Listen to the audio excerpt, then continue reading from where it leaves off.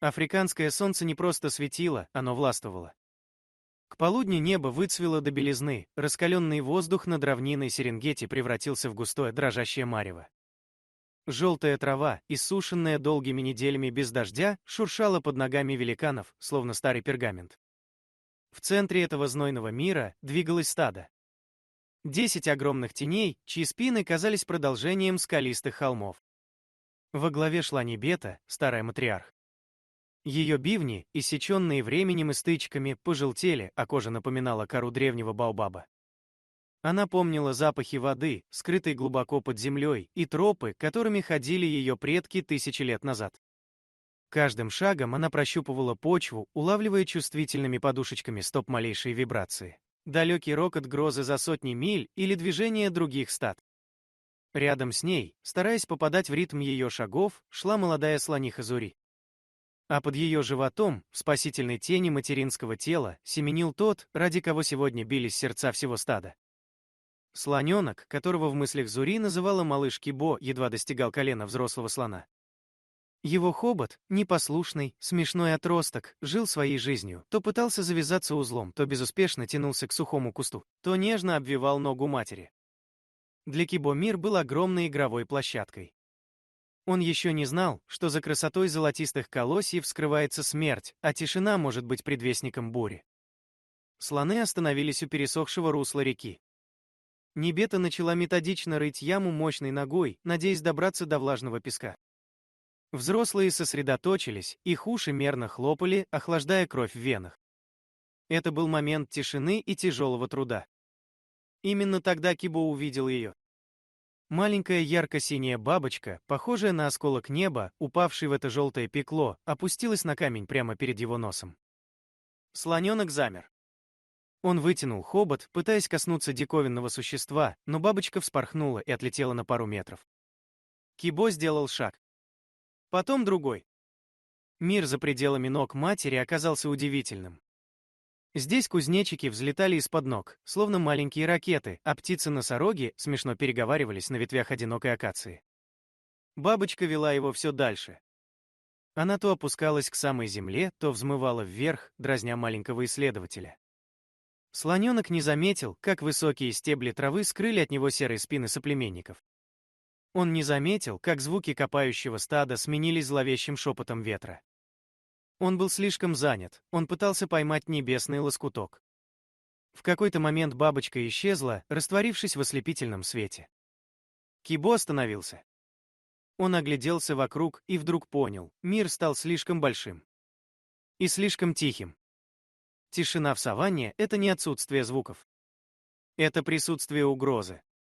Кибо поднял голову. Воздух пах сушеной травой и пылью, но в этом коктейле появился новый, резкий и пугающий аромат, запах тяжелого зверя, запах плотоядной уверенности. Кузнечики замолчали. Даже ветер, казалось, притаился. Из высокой травы, в 30 метрах от него, медленно поднялась голова с янтарными глазами. Затем вторая. Третья. Это был прайд, 8 львиц и 2 молодых самца с короткими, еще не густыми гривами. Они не рычали. Они просто шли, рассредотачиваясь по кругу, превращая пространство вокруг слоненка в ловушку. Кибо почувствовал, как по его телу пробежала дрожь. Его маленькое сердце колотилось так сильно, что казалось, оно выпрыгнет из груди. В его памяти не было опыта встреч с хищниками, но была генетическая память поколений. Она кричала: «Смерть! Берегись!» Но Кибо был сыном своего народа. Вместо того, чтобы упасть или бежать в панике, что стало бы его концом, он сделал то, что видел сотни раз. Он расправил свои еще мягкие уши, стараясь казаться вдвое больше, поднял хобот и издал звук. Это не был трубный клич великана, скорее натреснутый, хриплый писк, переходящий в визг. Но в этом звуке была ярость. Львицы замедлились. Такая дерзость со стороны обеда была им не по нраву. Один из молодых львов, решив испытать удачу, сделал резкий выпад, его когти вспороли воздух в сантиметрах от бока малыша. Кибо топнул ногой, подняв тучу пыли, и снова закричал. В этот момент в полукилометре отсюда Зури подняла голову. Материнское сердце — самый точный радар в мире. Она не слышала звука ушами, она почувствовала его кожей. В один миг спокойная молодая слониха превратилась в воплощение разрушительной силы. Она издала такой трубный зов, что птицы с криком взмыли в небо во всей округе. Земля задрожала. Это не было просто бегом, это было землетрясение. Зури неслась сквозь кустарник, не разбирая дороги. Колючие ветви акации рвали ее кожу, но она не чувствовала боли. За ней, выстроившись клином, шло все стадо. Небета, несмотря на свой возраст, не отставала ни на шаг. Львы уже почти сомкнули кольцо. Тот самый молодой самец все же успел задеть Кибо, на сером боку слоненка проступили 3 красные полосы. Малыш вскрикнул от боли, и этот крик стал последним, что львы услышали перед тем, как горизонт взорвался серым штормом. Зури ворвалась в круг хищников, подобно сошедшему с гор селю. Она не тормозила. 5 тонн живого веса и ярости едва не раздавили вожака Прайда. Львы, чье превосходство только что казалось неоспоримым, разлетелись в стороны, как сухая листва. Слониха мгновенно развернулась, закрыв собой малыша. Она прижала его к своим ногам, и ее хобот лихорадочно ощупывал его тело, проверяя раны. Львы не хотели уходить. Это был крупный прайд, и голод гнал их на риск. Они начали кружить, надеясь, что мать в пылу ярости допустит ошибку и откроет фланг. Но тут на поляну вышло остальное стадо. Это было величественное и страшное зрелище. Слоны образовали идеальный полукруг. В центре — Зури и Кибо, а по краям — могучие защитники.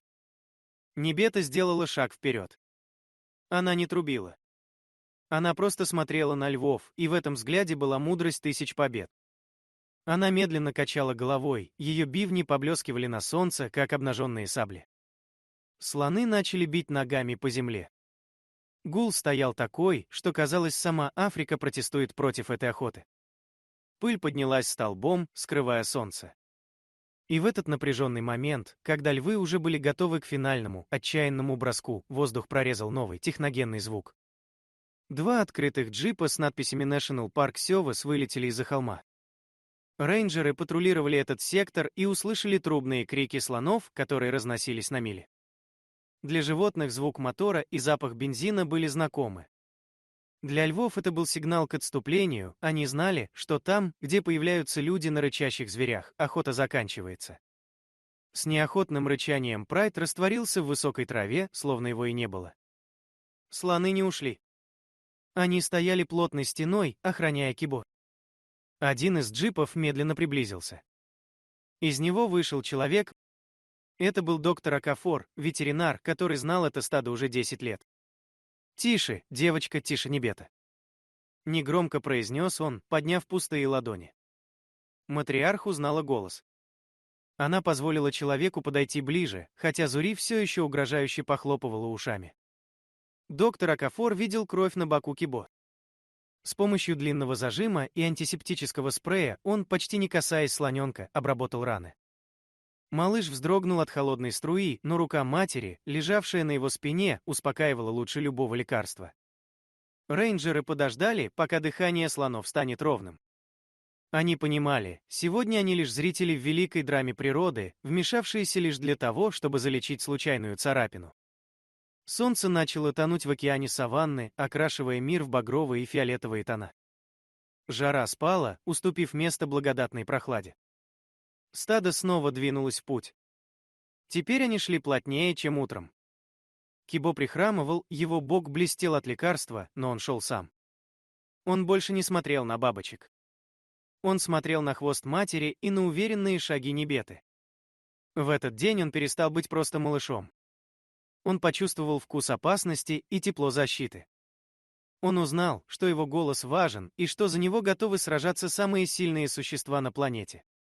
Когда последние лучи солнца позолотили горизонт, силуэты слонов снова стали похожи на призраков, медленно уходящих в вечность. Саванна вздохнула полной грудью, готовясь к короткой ночи, чтобы завтра снова встретить солнце, безжалостное, великое и дарующее жизнь. Дорогие друзья, природа Африки полна таких скрытых драм. А что вы думаете о храбрости маленького слоненка? Делитесь своими мыслями в комментариях. Если эта история коснулась вашего сердца, не забудьте поставить лайк и подписаться на наш канал. Впереди нас ждет еще много путешествий в мир дикой природы. До новых встреч!